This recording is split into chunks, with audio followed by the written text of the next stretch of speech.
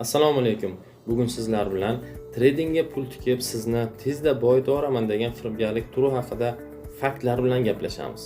Darvoqe, sizdan iltimos, shu videoni bizga foyda bo'lish uchun emas, kimnidir firibgarlardan ogohlantiraman deb o'z yaqinlaringizga jo'natib qo'ying. Biz esa boshladik.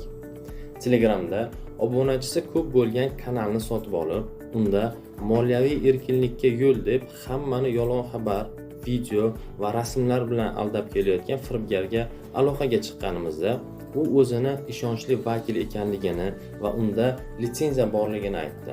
Va tabiiyki, biz undan litsenziyasini talab qildik.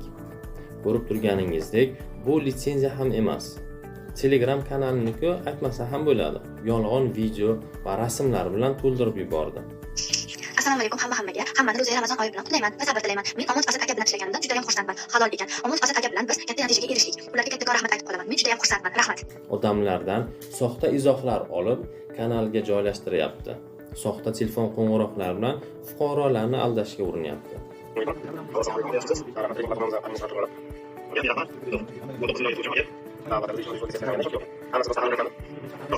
Bunday firibgarlardan ehtiyot bo'ling.